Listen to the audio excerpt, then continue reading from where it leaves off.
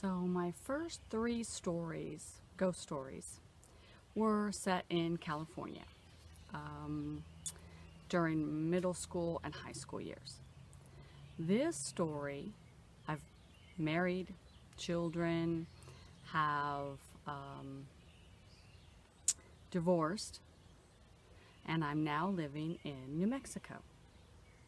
And it was during the time that I got pregnant again, and I was unmarried but living with my partner. And there's a lot to tell about this particular house because it was a family of spirits. So I'm going to try and remember everything about those encounters so that I can portray that to you. Okay? So first of all, describe the spirits. There was a male. I'm thinking late 30s, 40s.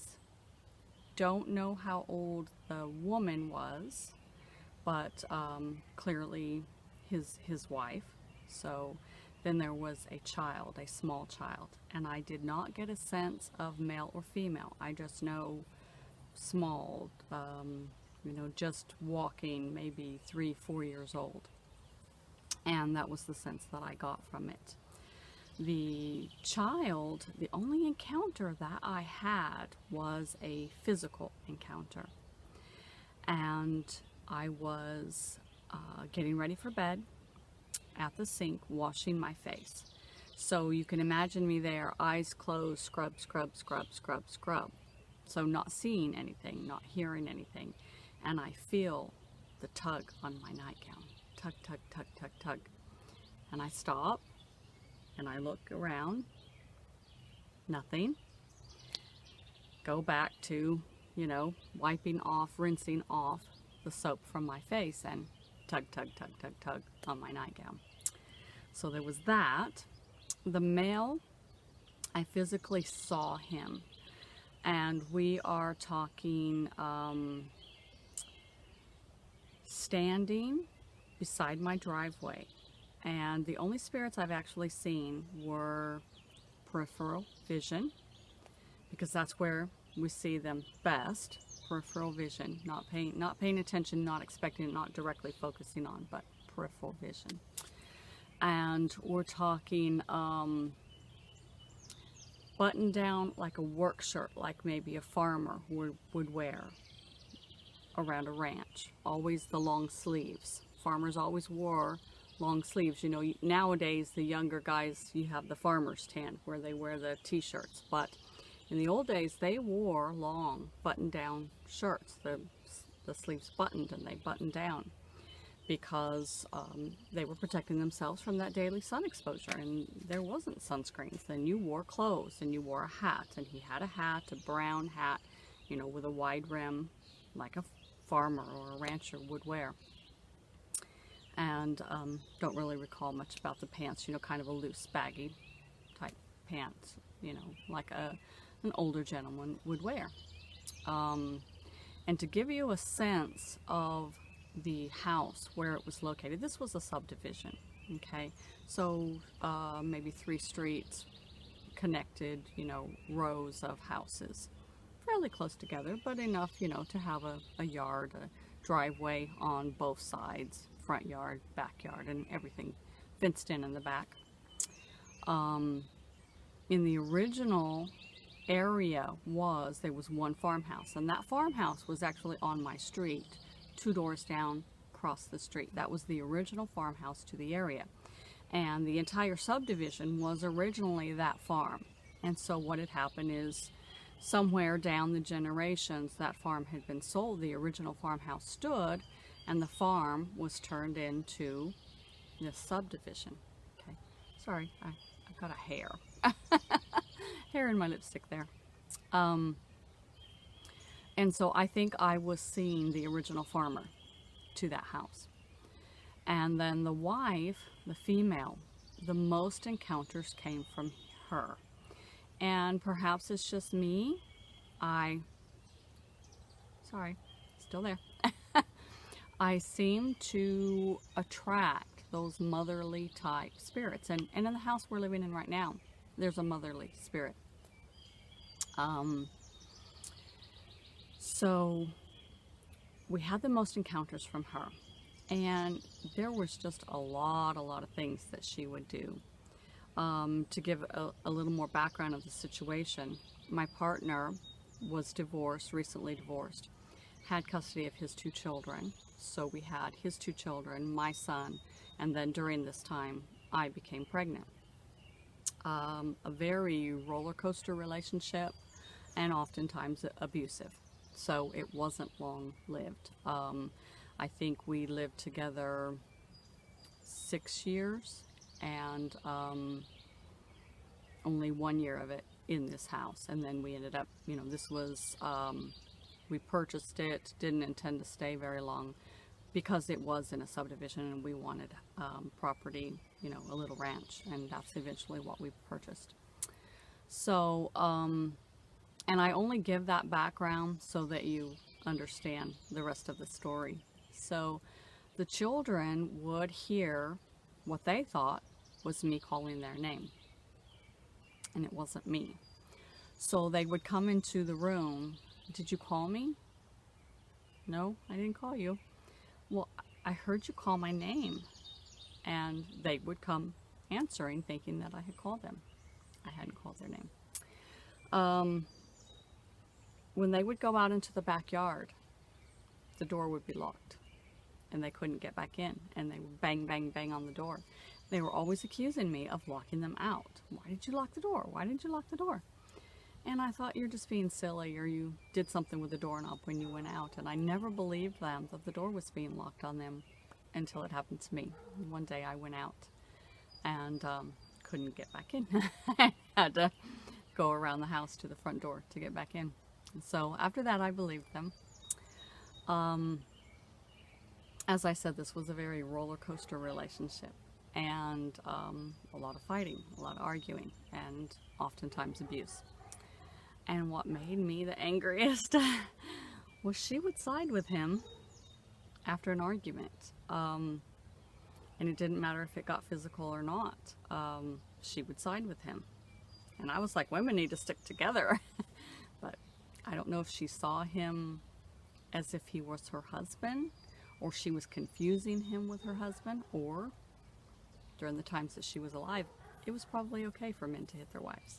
And during those, those early years, I'm thinking 30s, 40s, it was absolutely okay for men to hit their women, and they did. And they felt it was their right. And the man that I was with was raised in a culture where he had those same beliefs, and he thought it was okay for a man to hit his wife or his woman, even though we weren't married.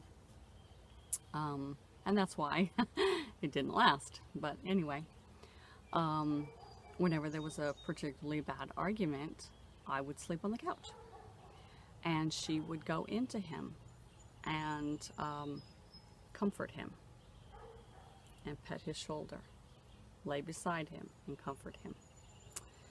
And he would turn over expecting it was me coming back to apologize or whatever I had done wrong, and it wasn't me. So yeah, had some real issues with her. The bedroom, the light fixture was one of those ceiling fan lights, and it was one of those remote control ones, and I hate those things. You have to actually turn on the light switch as you walk in the room, and then search through the dark for the remote to turn on the light. So it was very frustrating, and I would often just go in the room when it was about dark and turn on a lamp so that I could see to go in. And so it was very, very difficult to operate this light. But yet I kept coming into the room during the daytime, and the light would be on, or the fan would be on, and shut everything down. Well, I'm home alone. Kids are at school and he was at work, so how is this light keep coming on, coming on, coming on?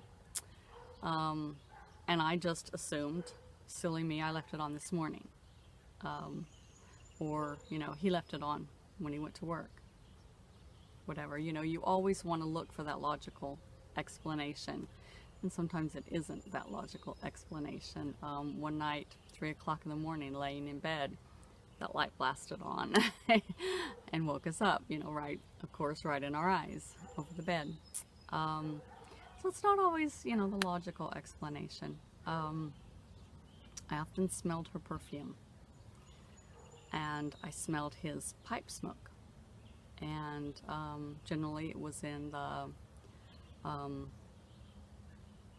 den.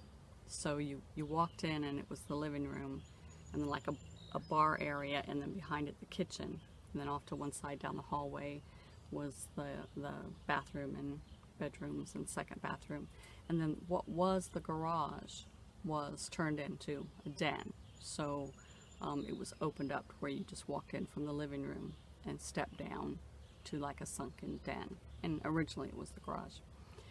And there in that area, I would smell his pipe smoke just waft through.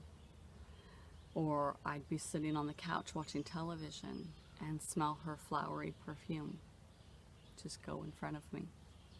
So in that particular home, I felt, sensed physical manipulations from the light and the door locks. Feeling as I mean, you know, the tugging on my nightgown, the actual physical manifestation of they were strong enough to tug on my nightgown. The smell, the different smells of the different spirits, and then actually physically saw him. And I need to explain that. The driveway was such that he would stand right beside the driveway. And so, and this happened a handful of times. It was a regular occurrence. Again, peripheral vision, how you turn to look to back out of the driveway. I would be backing out, turn to look, and slam on my brakes, thinking I'm about to hit someone because he's standing right beside the car in the back. Thinking it was someone walking along the sidewalk is, you know, my first impression, because that's where it was, you know, towards the sidewalk. And I would think I'm going to hit somebody. They're walking behind my car as I'm backing out, and I'd slam on the brakes and then look again, and no one was there.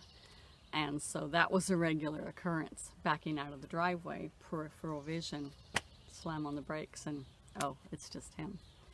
So so a lot going on in that house, and a lot of my gifts, if you want to call them that, in play with this family that was very, very strong.